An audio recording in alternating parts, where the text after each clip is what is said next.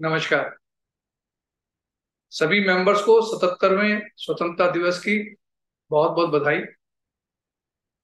इस मौके पर मैं दोहराना चाहूंगा कि अय्यब में जो कि अपनी डिफरेंट कमेटीज और अपने प्रोजेक्ट के द्वारा सोसाइटी की सेवा करती रही है और आगे भी करती रहेगी।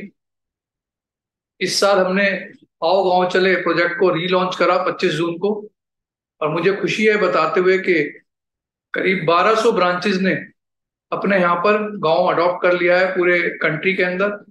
बाकी की जो हमारी 500 साढ़े 500 ब्रांचेस बची हैं वो भी बहुत जल्दी गांव को अडॉप्ट करेंगे, और वहां पे continuous programme prevention of disease के ऊपर हमारी ब्रांचेस के माध्यम से लगातार करा जा रहा है और आगे भी करा जाता रहेगा।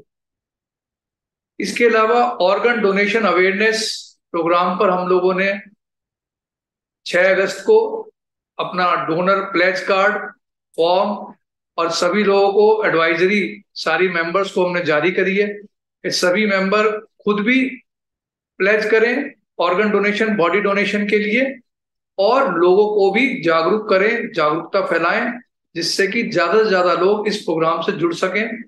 और ये बहुत ही उपयोगी प्रोग्राम है क्योंकि हमारे देश में ऑर्गन्स की बहुत कमी है, और एवरी ईयर 5 लाख लोग इस वजह से अपनी जान खो देते हैं क्योंकि हमारे यहाँ ऑर्गन अवेलेबल नहीं।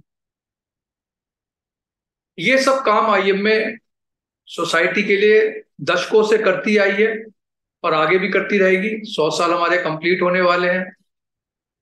हम लोग अपनी नई बिल्डिंग बनाने के लिए भी प्रयासरत हैं, जैसा कि आप सभी लोगों ने पहले से पास करा हुआ है। इस साल हम लोग इसका कार्य शुरू करा देंगे। मैं आपके माध्यम से ये भी बताना चाहता हूं कि कुछ इश्यूज हैं, उस पे भी हम लोग जागरूक हैं और अपनी डिमांड, अपनी मांग सरकार के सामने रखते रहेंगे।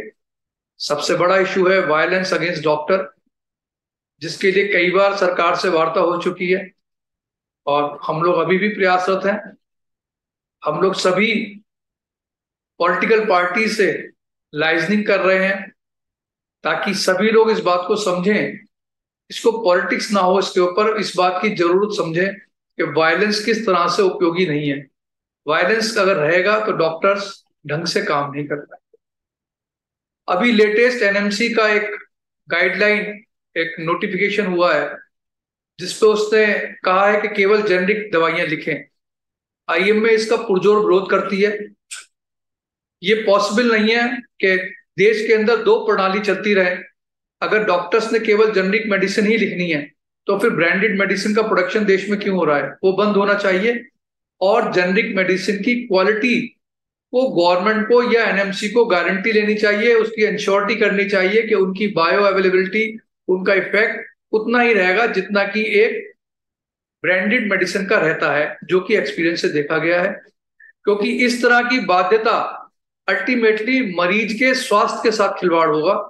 बहुत सी क्रॉनिक डिसीजेज में लोग कम पैसे की दवाइयों के चक्कर में अपने डिसीज को बढ़ा लेते हैं, कॉम्प्लिकेशन हो जाता है और अल्टीमेटली वो उनके लिए फेटल साबित होता है।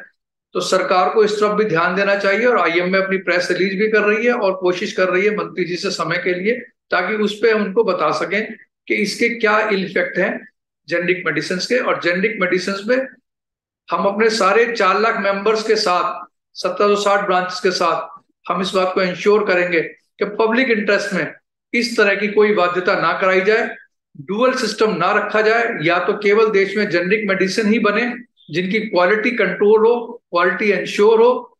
डॉक्टर्स का अपना कोई इंटरेस्ट नहीं है किसी भी दवाई को लिखने में। ना तो हम रेट डिसाइड करते किसी दवाई के, ना ही हम किसी कॉम्बिनेशन को हमारी तरफ से परमिशन होती। सारी परमिशन गवर्नमेंट से होती है।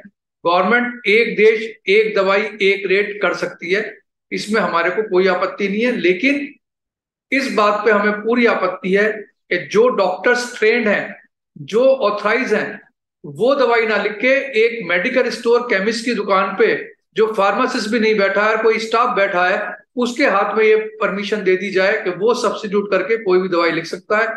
ये हमें बिल्कुल भी मान्य नहीं है, क्योंकि अल्टीमेटली इससे मरीजों के स्वास्थ्य पे इफेक्ट पड़ेगा और अल्टीमेटली रिस्पॉन्सिबिलिटी हमारे ऊपर आएगी, जो कि हर तरह से अव्यवहारिक है।